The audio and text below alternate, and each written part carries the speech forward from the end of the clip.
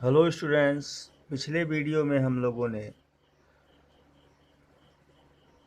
Displacement time graph को पढ़ लिया था और निष्कर्ष क्या निकाले थे। डिस्प्लेसमेंट टाइम ग्राफ के सहायता से किसी मूविंग बॉडी की वेलोसिटी को कैलकुलेट करना हम लोगों ने जाना था। इस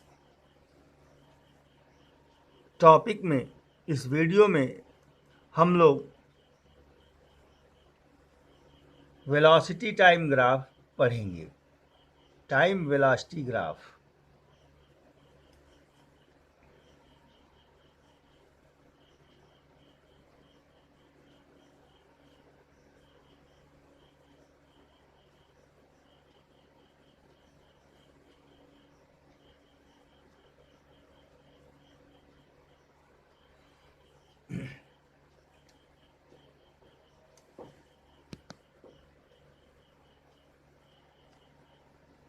If we plot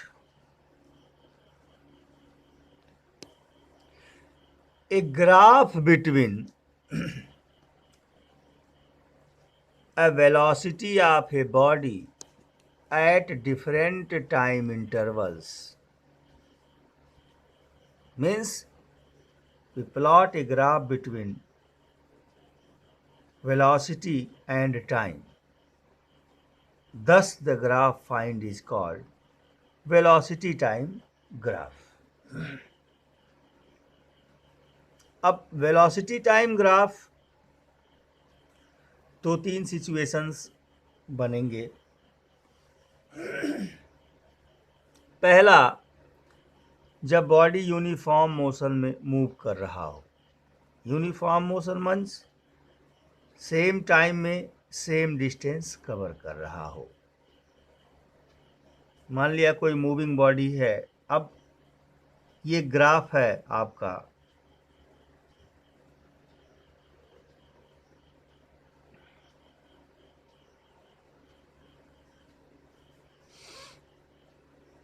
यहाँ पे आपने इस एक्सिस पे टाइम को ले लिया सेकेंड में, और इस एक्सिस पे आपने वेलोसिटी v को ले लिया मीटर पर सेकेंड में। और बॉडी जो है यूनिफॉर्म मोशन में है, अर्थात सेम इंटरवल में सेम डिस्टेंस कवर कर रही है, कांस्टेंट वेलोसिटी से चल रही है। एकदम वेलोसिटी उसकी क्या है, कांस्टेंट है, चेंज नहीं कर रही है, वेरी नहीं कर रही है। तो इस दशा में मान लिया उसकी इनिशियल वेलोसिटी आपने यहाँ लिख दिया 1 2 3 4 ऐसे, और यहाँ टाइम इंटरवल्स को भी आपने रिप्रेजेंट कर दिया, एक्स एक्सिस और Y axis.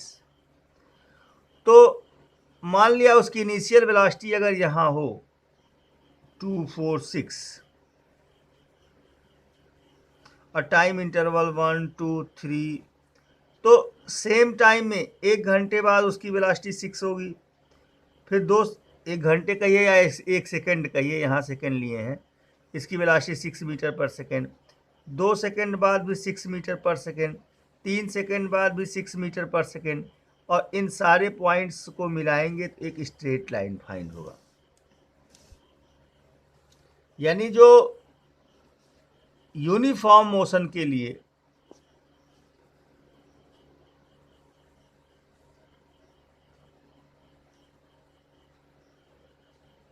Constant speed, constant velocity की सिचुएशन हो गई। अगर बॉडी यूनिफॉर्म मोशन में होगी, सेम टाइम इंटरवल में सेम डिस्टेंस कवर करे, या उसकी वेलोसिटी सेम बनी रहे हर टाइम इंटरवल में, सेम टाइम इंटरवल में सेम रहे, यूनिफॉर्म मोशन की यही दशा है, तो जो वेलोसिटी टाइम ग्राफ होगा, टाइम वेलोसिटी ग्राफ होगा, वह एक स्ट्रेट लाइन होगा जो टाइम एक्सिस के पैरेलल होगा। Graph will straight line parallel to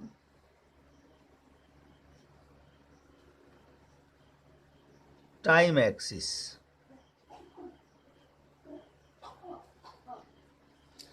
अब आपको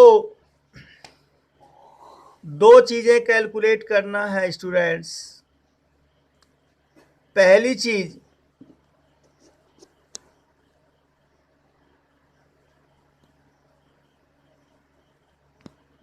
डिस्प्लेसमेंट, और दूसरी चीज एक्सीलरेशन। वेलोसिटी टाइम ग्राफ से हम किन किन चीजों का कैलकुलेशन करते हैं स्टूडेंट्स? डिस्प्लेसमेंट का और एक्सीलरेशन का। तो सबसे पहले डिटर्मिनेशन ऑफ डिस्प्लेसमेंट।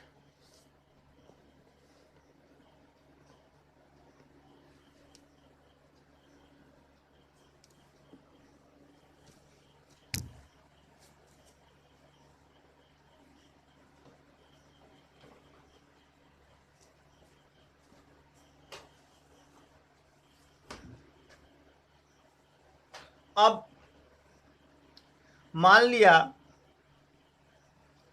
किसी टाइम इंटरवल पे जो बॉडी की, मान लो 2 सेकेंड और 4 सेकेंड के दौरान बॉडी ने कितना डिस्टेंस कवर किया, आपको कैलकुलेट करना है। तो यहां से ग्राफ पर परपेंडिकुलर डाल देंगे, एक परपेंडिकुलर यहां, और यहां से भी ग्राफ पे एक परपेंडिकुलर हम क्या करेंगे, डाल देंगे।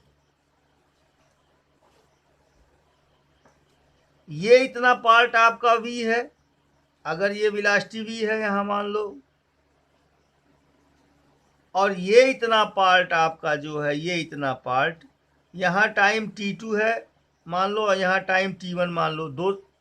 मान लो 2 और 4 सेकंड के बीच निकालना है, तो इस टाइम को t1 मान लेंगे, इस टाइम को t2 मान लेंगे, तो ये इतना आपका डेल्टा t हो जाएगा। Delta t means t2 minus t1।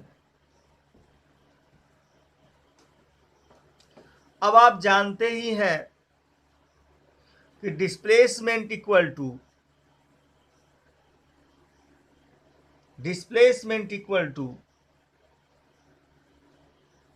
Time into velocity. तो हम यहां वेलोसिटी यह है और टाइम यह है। सिंस डिस्प्लेसमेंट इक्वल टू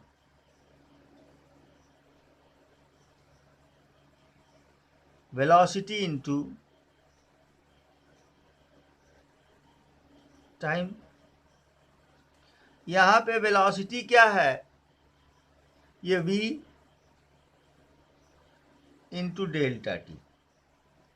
और अगर मैं इस फिगर की बात करूं स्टूडेंट्स, ये जो फिगर आपके सामने है, एक रेक्टेंगल बन रहा है, यह एक रेक्टेंगल बन रहा है। इस टाइम इंटरवल के बीच इस ग्राफ का जो ये पोर्शन है यही पड़ रहा है। 2 सेकेंड के रिस्पेक्ट में यह पॉइंट और 4 सेकेंड के रिस्पेक्ट में यह पॉइंट। तो इन दोनों पॉइंट्स के बीच ग्राफ के ये वेलोसिटी को बता रहा है और ये टाइम इंटरवल को बता रहा है। और इन दोनों का प्रोडक्ट किसके बराबर हो जाएगा बच्चों, डिस्प्लेसमेंट के। लेकिन अगर फिगर की बात करूं तो ये लेंथ को बता रहा है, ये ब्रेथ को बता रहा है। तो length into breadth equal to क्या होता है, एरिया होता है। Means area under the graph.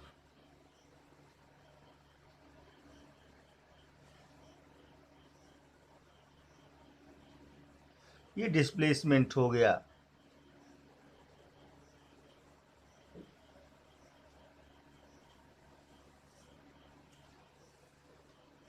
यानी एक निष्कर्ष आपके सामने आया कि अगर वेलोसिटी टाइम ग्राफ या टाइम वेलोसिटी ग्राफ कह दीजिए आपको दिया गया है, तो जिन टाइम इंटरवल्स के बीच में मूविंग बॉडी के डिस्प्लेसमेंट को आपको कैलकुलेट करना है, तो उस टाइम इंटरवल के बीच ग्राफ के नीचे जो एरिया इनक्लोज हो रही है उसका, या जो फिगर इनक्लोज हो रहा है उसकी एरिया निकाल देंगे तो डिस्प्लेसमेंट फाइंड हो जाएगा, कवर डिस्टेंस या डिस्प्लेसमेंट फाइंड हो जाएगा। दूसरी बात, अगर वेलोसिटी कांस्टेंट है, वेलोसिटी में कोई चेंजिंग नहीं हो रहा है, तो एक्सीलरेशन क्या हो जाएगा बच्चों? शून्य हो जाएगा। यानी इस केस में अगर बॉडी का जो ग्राफ है टाइम एक्सिस के पैरेलल है तो एक्सीलरेशन क्या होगा? शून्य होगा। चूंकि एक्सीलरेशन इक्वल टू होता है change in velocity upon time taken बेटा। यहाँ वेलोसिटी 2 सेकेंड के रिस्पेक्ट में भी इतना ही है, 6 है, 4 सेकेंड के रिस्पेक्ट में ही इतना है, तो चेंज इन वेलोसिटी कितना हुआ? 6 से 6 को घटाएंगे 0 हो जाएगा। और चेंज इन वेलोसिटी जब शून्य होगा तो नो एक्सीलरेशन, क्योंकि एक्सीलरेशन होता क्या है? Rate of change of velocity, कोई चेंज हुआ ही नहीं तो नो एक्सीलरेशन। यानी यूनिफॉर्म मोशन में बॉडी जब कांस्टेंट वेलोसिटी से चलता है तो एक्सीलरेशन ए इक्वल टू क्या होता है? 0 होता है। दूसरी सिचुएशन, जब बॉडी यूनिफॉर्म मोशन नहीं, यूनिफॉर्म एक्सीलरेटेड मोशन कर रहा हो, यानी उसकी वेलोसिटी में सेम टाइम इंटरवल में सेम वेरिएशन हो रहा हो, उस केस में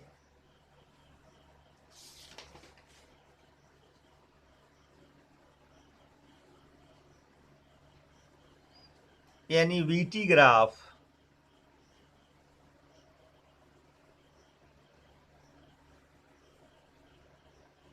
फॉर यूनिफॉर्मली एक्सीलरेटेड मोशन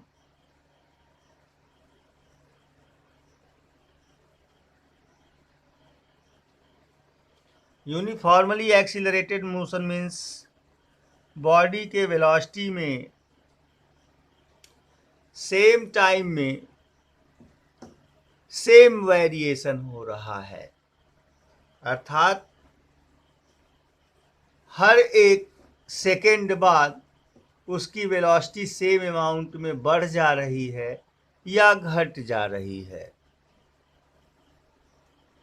तो इस दशा में जो वेलोसिटी टाइम ग्राफ फाइंड होता है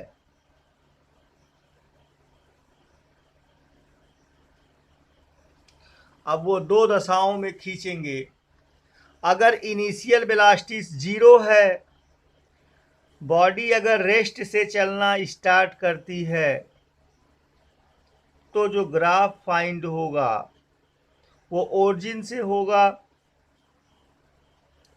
और अगर रेस्ट से चलना नहीं स्टार्ट करती है तो निश्चित रूप से उसकी कोई इनिशियल वेलोसिटी होगी, तो ग्राफ यहाँ से जो इनिशियल वेलोसिटी हो, टाइम t इक्वल टू जब 0 था तो बॉडी की ऑलरेडी कोई वेलोसिटी थी, तो t इक्वल टू 0 तो यहीं होगा, लेकिन ग्राफ यहाँ से स्टार्ट होगा। इस एक्सिस पर आपने v को ले लिया मीटर पर सेकेंड, इस एक्सिस पर आपने टाइम को ले लिया, सेकेंड में ले लिया, तो यूनिफॉर्म एक्सीलरेटेड मोशन के लिए जो ग्राफ होगा वह एक स्ट्रेट लाइन होगा इस तरह से, जो टाइम एक्सिस के साथ कुछ एंगल बनाएगा। अब ग्राफ के पोर्शंस पे नाम वगैरह रख देते हैं। यहाँ ओ है और टाइम t1 के रिस्पेक्ट में, यहाँ कोई टाइम है t1 के रिस्पेक्ट में बॉडी की जो वेलोसिटी है वह v1 है, और टाइम t2 के रिस्पेक्ट में, ये टाइम t1 है और ये टाइम t2 है, t2 के रिस्पेक्ट में बॉडी की जो वेलोसिटी है वो v2 है, या इसे u मान लीजिए, इसे v मान लीजिए, या इसे v2 मान लीजिए। ये पॉइंट A मान लीजिए, इस पॉइंट को B मान लीजिए। इस प्रकार का ग्राफ आपको फाइंड होगा यूनिफॉर्मली एक्सीलरेटेड मोशन के रिस्पेक्ट में।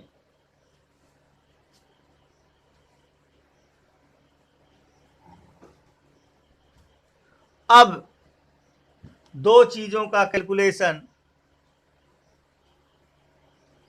पहला जो है डिस्प्लेसमेंट का और दूसरा एक्सीलरेशन का।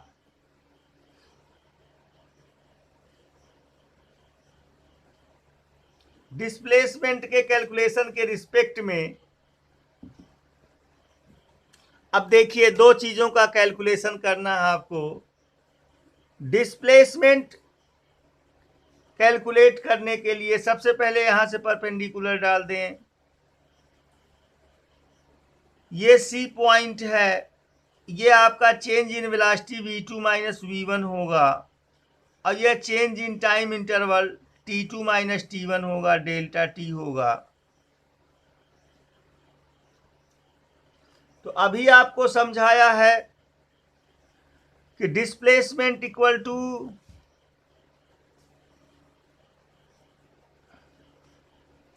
एरिया अंडर ग्राफ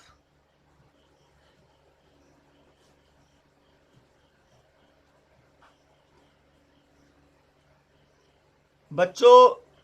अब इस टाइम इंटरवल के बीच ग्राफ का कौन पोर्शन पड़ रहा है बेटा? ए बी पड़ रहा है, ध्यान दीजिएगा। अब इस ग्राफ ए बी के नीचे जो पोर्शन पड़ रहा है वह यह पड़ रहा ए T1 T2 B पूरा।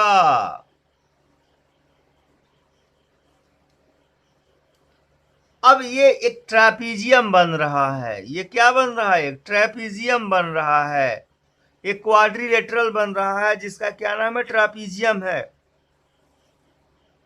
या यूं कह लीजिए कि एक राइट एंगल ट्राइंगल प्लस यह इतना स्क्वायर या रेक्टेंगल बन रहा है। तो जो डिस्प्लेसमेंट निकालेंगे इस ट्रेपीजियम की एरिया के बराबर हो जाएगा, यानी displacement D equal to area trapezium A T1 T2 B। देखो A T1 T2 B, बात समझ में आ रही है बच्चों? अब सम ऑफ पैरेलल साइड्स, ट्रेपीजियम की एरिया का फार्मूला क्या होता है? सम ऑफ पैरेलल साइड्स 1/2, या अब इसकी एरिया निकाल लीजिएगा, जो आएगा वही ग्राफ का एरिया डिस्प्लेसमेंट हो जाएगा। मतलब सम ऑफ पैरेलल साइड्स, ये side v plus v1 plus u1 half 1/2, इन दोनों का सम कर लेंगे। अब परपेंडिकुलर डिस्टेंस क्या हो जाएगा? यही उसकी क्या निकाल देगा बेटा? एरिया निकाल, डिस्प्लेसमेंट निकाल देगा। यानी जब भी आपको डिस्प्लेसमेंट निकालना होगा, जिन टाइम इंटरवल्स के बीच निकालना होगा, उसके ग्राफ के नीचे जो एरिया है उसी को फाइंड कर देंगे तो उसका डिस्प्लेसमेंट निकल जाएगा। और एक्सीलरेशन, अगर एक्सीलरेशन का डिटर्मिनेशन आपको करना है तो आप जानते हैं acceleration equal to change in velocity upon time. तो चेंज इन वेलोसिटी यहाँ क्या हो रहा है बेटा, BC upon AC, acceleration A equal to BC upon AC, या change in velocity V2 minus V1 बराबर delta V upon delta T। और डेल्टा V या V2 माइनस V1 है क्या, BC अपॉन AC। ये इस राइट एंगल ट्राइंगल के respect में ये एंगल क्या है, ये क्या है, परपेंडिकुलर है, और ये क्या है, बेस है। तो परपेंडिकुलर अपॉन बेस को कहते क्या है, स्लोप कहते हैं।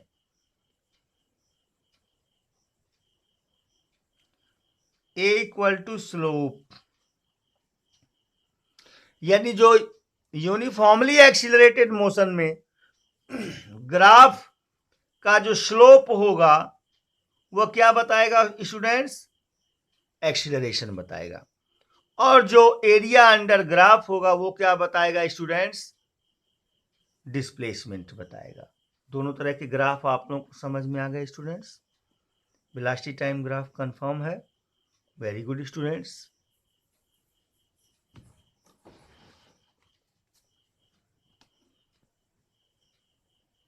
इस तरह से आपने टाइम वेलोसिटी ग्राफ को स्टडी कर लिया। अब acceleration time graph next video में हम चर्चा करेंगे। Okay students.